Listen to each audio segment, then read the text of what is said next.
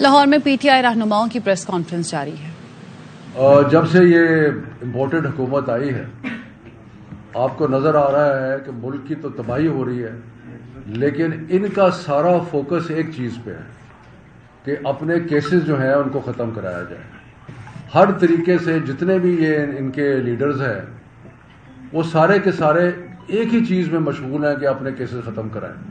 شہباز شریف کیا، رانا ثناء اللہ کیا، باقی جتنے بھی ہیں، خواجہ آصف، سعد رفیق، یہ ایک ہی کام میں لگے ہوئے ہیں۔ اور ان کو جو پرابلم ہے کہ یہ الیکشن کیوں نہیں کرانا چاہتا، کیونکہ ابھی جب تک ان کے کیسز مکمل طور پہ ختم نہیں ہو جاتے اس وقت تک یہ اس چیز پہ آگے نہیں بڑھے۔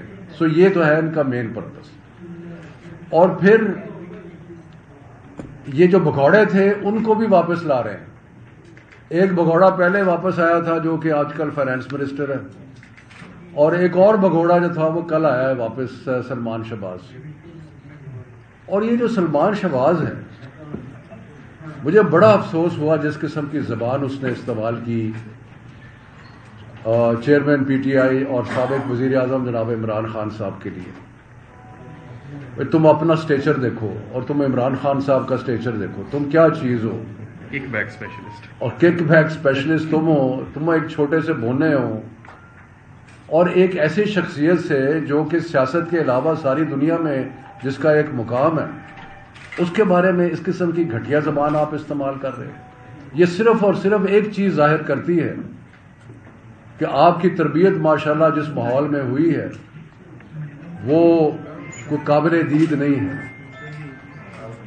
اور آپ دھمکیاں دے رہے تھے تو میں آپ کو بھی بتانا چاہتا ہوں، اور اس کے بارے میں ہمارے ساتھی بھی مزید بات کریں گے، کہ آپ اگر سمجھتے ہیں کہ آپ کے گناہوں پہ پردہ پڑ گیا تو یہ پردہ نہیں ہے، یہ چھوڑیں گے نہیں ہم آپ کو۔ جب تک آپ اس قوم کو حساب نہیں دیتے اپنے گناہوں کا، تب تک آپ کو نہیں چھوڑیں گے۔ اور آپ کے گناہوں کی داستان لمبی ہے، لیکن میں مختصراً کہوں گا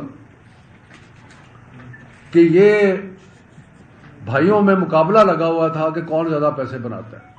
مجھے پتا ہے اس چیز کا کہ شہباز کی جو فیملی تھی ان کو بڑا افسوس تھا کہ بڑے بھائی جان تھے، بہت آگے لگ گئے رہے، بہت آگے چلے گئے، اور ان کے خاندان بہت ماشاءاللہ امیر ہو گیا ہے، لیکن ہم پیچھے رہ گئے۔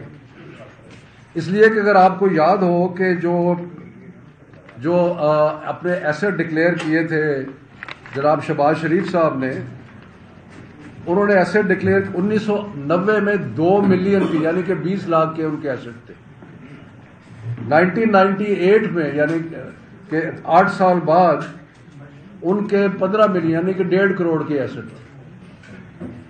اس کے بعد یہ 2008 میں وزیر اعلیٰ بنتے ہیں، اور ان 10 سالوں میں ان کے ایسٹ 7.25 ارب روپیہ ہو جاتے ہیں۔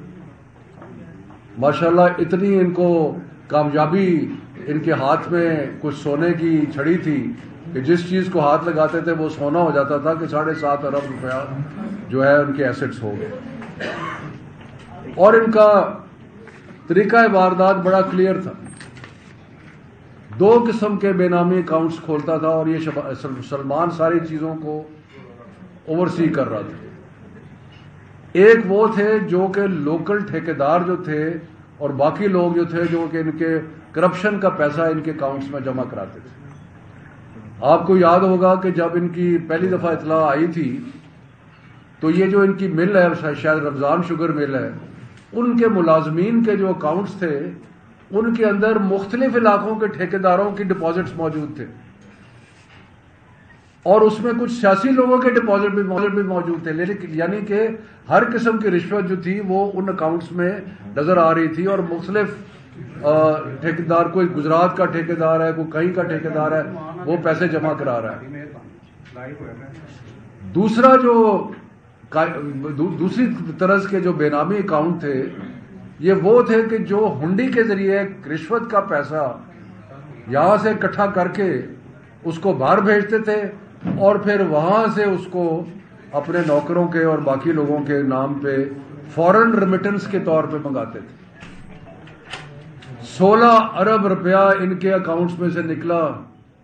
اس کو شرم آنی چاہیے یہ سلمان شہباز کو کرپشن کی باتیں کرتے ہوئے، جو 16 ارب روپیہ نکلا ان کے اکاؤنٹس کے اندر سے، اور مختلف لوگ، اور وہ ایسے لوگ ہیں جن کا نام ہر شخص کی زبان پہ، مقصود چپڑاسی ہو گیا، پتہ نہیں کوئی پاپڑ والا، کوئی فلانا، ان کے ناموں پہ انہوں نے پیسے منگائے اور ان کے ناموں پہ منگا کے انہوں نے کرپشن کی. تو اس لیے ان کے اوپر 2 بڑے سیریس چارجز ہیں، اور وہ جو 2 چارجز یہ ہیں کہ انہوں نے اپنے اثاثے اپنی انکم سے زیادہ بنائے ہیں، اور وہ کہاں سے آئے ہیں؟ ہمیں پتہ ہے وہ کہاں سے آئے ہیں، وہ کرپشن سے آئے. یہ جو بڑے بڑے پروجیکٹ یہ تھے، ان میں یہ پیسے بناتے تھے. سو ایک ایسٹس بیونڈ مینز ہے اور دوسرا منی لانڈرنگ. آپ کو یاد ہے کہ 1992 میں نواز شریف نے یہ قانون بنایا تھا، اور یہ قانون ایک بہت بڑا راستہ ہے کرپشن کا اور منی لانڈرنگ کا. اور وہ قانون یہ ہے کہ اگر باہر سے پیسے آئیں گے تو ان کا پوچھا نہیں جائے گا کہ وہ پیسے کہاں سے آ رہے ہیں. تو یہاں سے پیسے باہر بھیجو ہنڈی کے ذریعے، اس کے بعد پیسے جو ہے وہ منگا لو منی لانڈرنگ کر کے اکاؤنٹس میں، اور نہ ان کو کوئی ٹیکس والا پوچھتا ہے نہ کوئی اور پوچھتا ہے. تو یہ تو ان کی تاریخ ہے کرپشن کی. اور یہ 7.5 ارب کے اثاثے جو ان کا اور یہ ابھی وہ ہیں جو ڈکلیئرڈ ہیں، جو ڈکلیئرڈ نہیں ہیں. اور ان کے اور بھی، اس کا سن ان لا جو ہے اس نے بھی مال لمبا ہی کمایا، باقیوں نے بھی کمایا، لوٹ کے کھا گئے سارے ملک کو، اور باتیں کرتے ہیں کہ جی ہم یہ کر دیں گے وہ کر دیں گے. یہ حساب ہوگا اور آپ کو کبھی بھی معاف نہیں کیا جائے گا.